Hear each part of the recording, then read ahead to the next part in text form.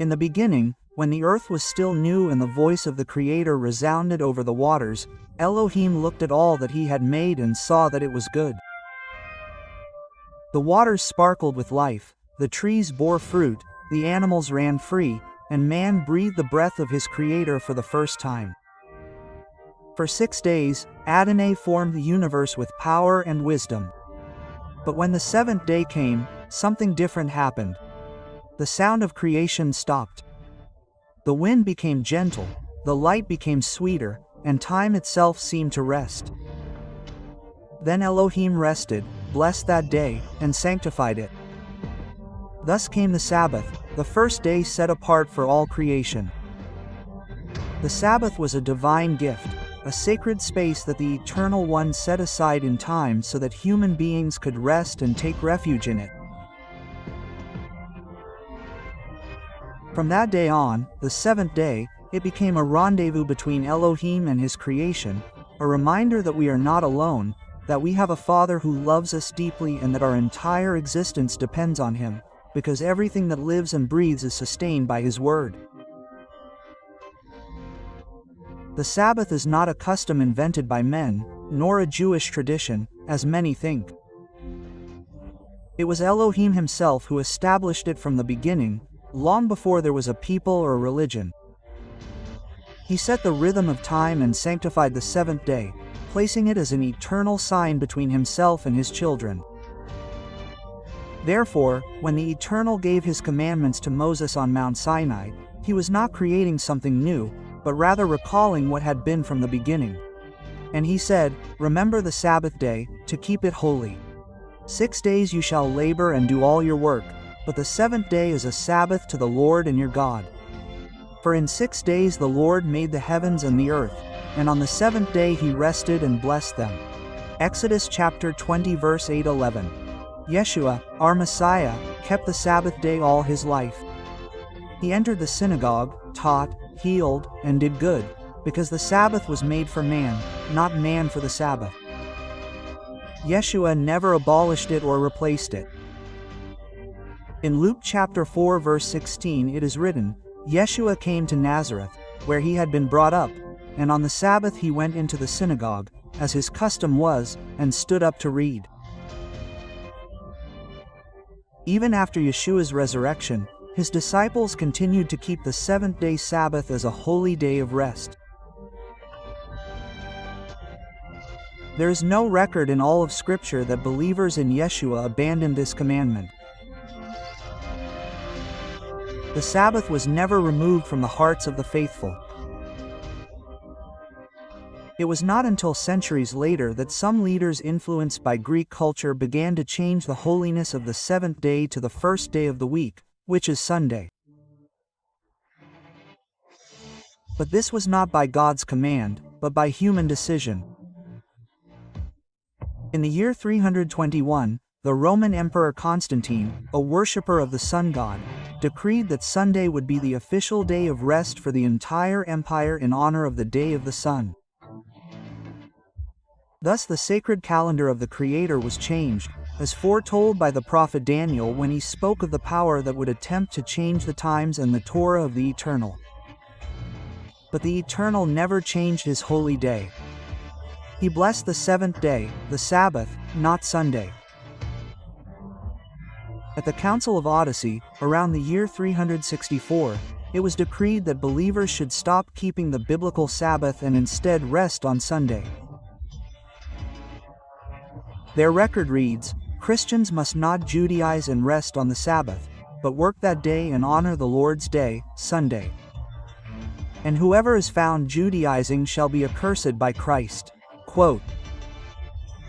The term Judaize was used in a derogatory way to point out and punish those who remained faithful to what the Eternal had instructed in His Word and through Yeshua as the Sabbath rest. Since then, the Roman Church declared Sunday as the Lord's Day, not by the Eternal's command, but by human decision. Thus, the change initiated by Emperor Constantine was consolidated as a religious tradition, distancing many from the original commandment of the Creator. Over time, this mandate caused many to become confused and think that the Sabbath was only for the Jews. But this is a mistake. The Sabbath was given from creation before there were peoples or religions. It was established by the Creator for all humanity, for all who love Him and wish to walk in His ways. Isaiah chapter 56 verse 6-7 reveals to us that even foreigners who decide to follow the Eternal, love His name, and keep the Sabbath as part of His covenant, will be received by Him. The Eternal promises to take them to His mountain, quote, and make them glad in their house of prayer, showing that His covenant and blessings are open to all who keep His set-apart day and serve Him with a sincere heart. Elohim blessed the seventh day for all who acknowledge His sovereignty. The Sabbath is a sign for the covenant people, but it is also a promise to all who wish to join that covenant. Thus, the Sabbath was sealed as an eternal sign between the Creator and His people, a people who love Him and keep His word, not for a limited time, but forever, from the beginning to eternity. For heaven and earth will pass away, but His word will never pass away. And just as the sun keeps its course and the moon keeps its time, the Sabbath remains intact since creation. No empire, calendar, or human decree has been able to erase it. The Sabbath has crossed centuries, storms, and borders without losing its light. The Sabbath is kept from evening to evening. Let us remember that the biblical days begin at sunset and also conclude at sunset the following day. This was established by the Creator from the beginning when He said, "And there was the afternoon and morning on the first day." So, each week, when the sun sets on Friday and the first stars begin to shine, heaven and earth come together to welcome this holy day.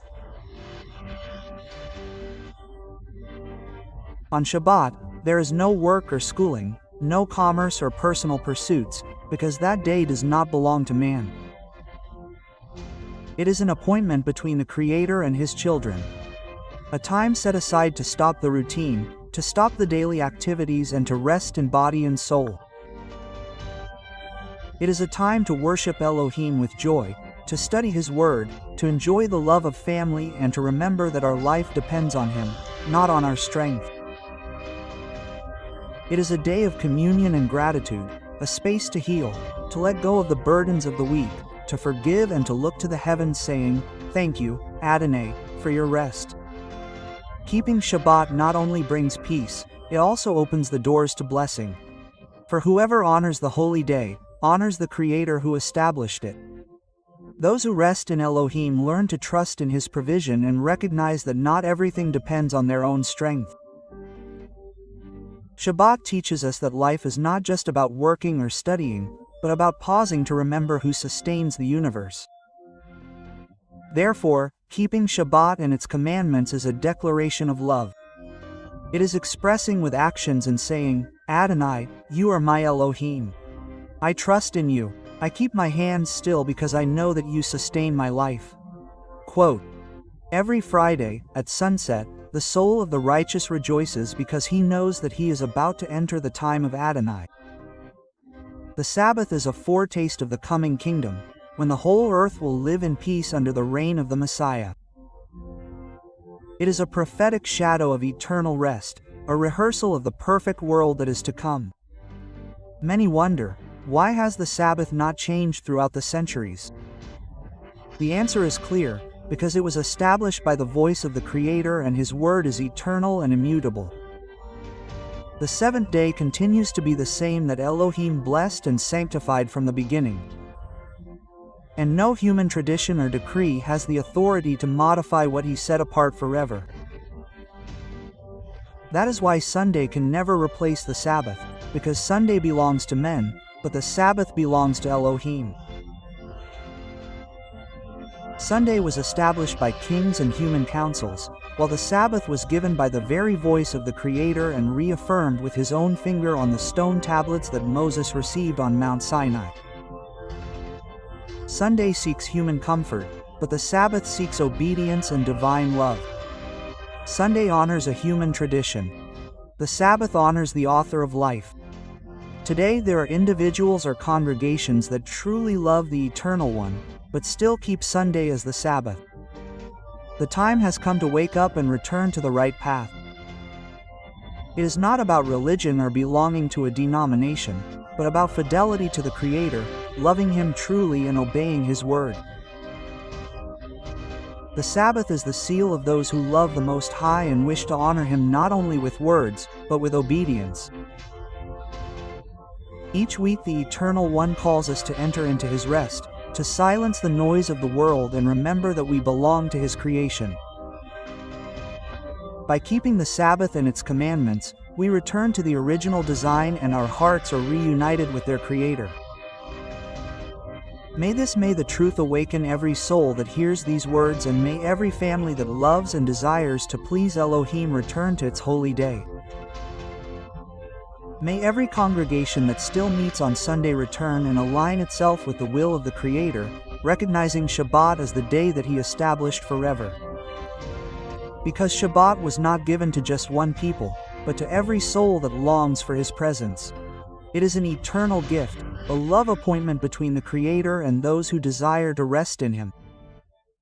When Friday arrives at sunset, allow Shabbat to enter your home, leave behind the worries and burdens of the world and rest in Him. Read the Bible, pray, sing, bless, hug your loved ones and allow the peace of the Creator to envelop your heart. On that day, heaven opens over your life and Adonai walks among those who keep His commandments. Shabbat is the living promise of the kingdom to come. Whoever keeps Shabbat walks hand in hand with the Creator and there is rest for their soul. May there be a spiritual awakening, a return to the Elohim's eternal purposes. In the midst of a world that is deviating and wearing itself out, decide to be different. Return to the Eternal One and obey His word, because in it there is blessing, life, and peace. May each heart hear His voice saying, Shabbat is my holy day. Come and rest with me. And may the voice of our Creator continue to resonate from generation to generation, reminding us of Shabbat as a time of encounter and love. Come, Adonai, we want to rest under your wings, find refuge, and delight in your presence. Shabbat Shalom. May you have a Shabbat full of peace and blessing. Subscribe to Bible Adventures, like and share to continue enjoying more content like this.